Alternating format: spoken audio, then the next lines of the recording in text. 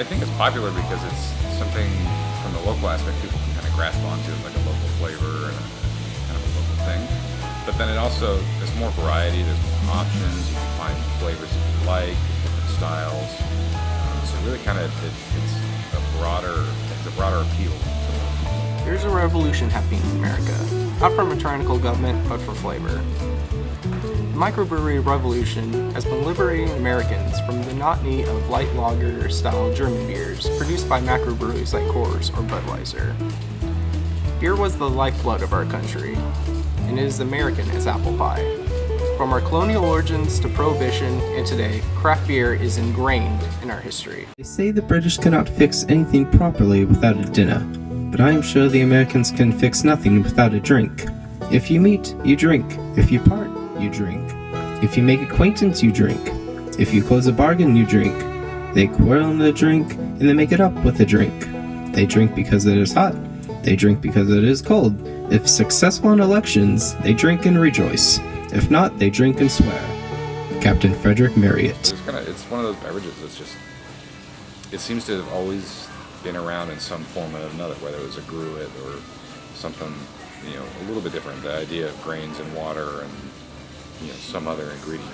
Because it wasn't always hops, it was herbs and spices and roots. Beer was an important aspect in colonial America. One of the reasons why the Pilgrims settled in Plymouth, Massachusetts was because they were running low on provisions, and one of those provisions was beer. The colonists were wary of drinking water because microbiology would not come around for another 200 years. Water would often get them sick, and they didn't understand the microorganisms or the cause of their illness. This was the time when they were still throwing their fecal matter and waste in their drinking water, and they didn't understand the repercussions. I've got today here with me Brian Nagel. He's the brewmaster here at Genesee Country Village and Museum, and I thought I would get a little bit of information from him about this small beer versus strong beer. Tell us about these types of beers in the 18th and 19th century. Get those same questions here ourselves, actually. The strong beers are ones that are made fortified, if you will. 11% alcohol or higher in some cases. Okay. In fact, Walter Greaves made strong beers and ales in his brewery. It's going to mean more grain. It'll mean more fermentable sugar added into the process as well. And then, if you wanted to, some brewers actually put more hot water through the mashing process through the same grain that was used for a strong beer to get the wort to make a small beer.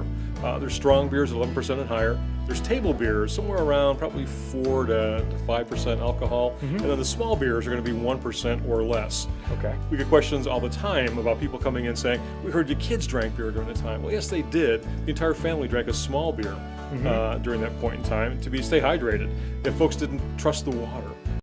Colonial America was an agrarian society. Most rural households owned and operated a small-scale brewing for personal consumption. Turning your harvest into alcohol like fruits and grains was a means to preserve your harvests. The colonists experimented with all kinds of recipes using the ingredients available to them. They used ingredients like corn, molasses, ginger, birch, dandelion, and spruce. Even weird wet recipes like cock ale, which involves a whole raw chicken in the mash. In the 19th century, liquors became cheaper and more readily available to Americans. Distilled waters like rum and whiskey skyrocketed in popularity as beer consumption started to decline. With the popularity in liquors, drunkenness became a major issue. So came the rise of the Prohibitionists. In 1920, the 18th Amendment of the Constitution was enacted. The 18th Amendment and the laws following, like the Volstead Act, would ban all sale, distribution, and possession of alcohol. The concept behind national prohibition was to reduce crime, poverty, and increase the welfare of the public. This was, of course, a total failure. Overnight, the majority of Americans were made into criminals. No law in American history has been violated so brazenly.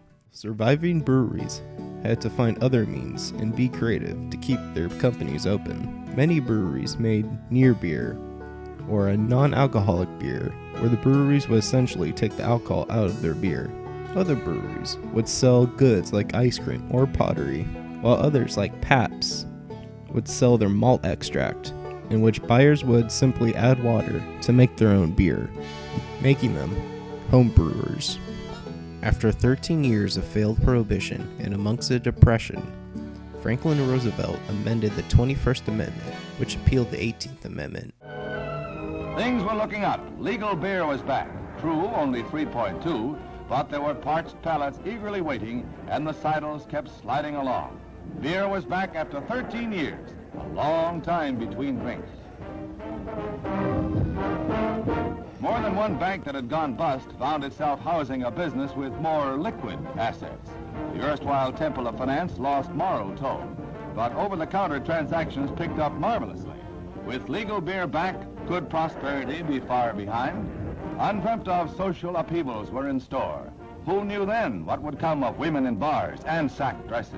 Tomorrow was tomorrow. This was 1933. As the light German-style lagers took over America's beer culture, America entered a stagnation of beer during the 1950s, and this lasted into the 1980s.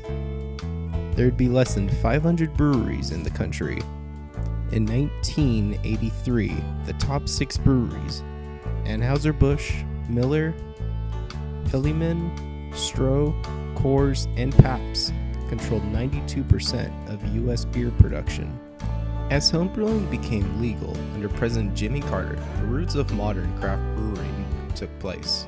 These home brewers would end up starting their own breweries. During this time, Fritz Maytag purchased Anchor Brewing, in which Maytag kept some of the original beer traditions, in a time when America's unique beers were going extinct. After decades of the same style of beer, America's taste for beer grew stale, until in the mid-80s, when microbreweries provided a better quality, unique, diverse beer choices. The number of breweries has gone from 100 in 1980 to over 4,000 in 2006.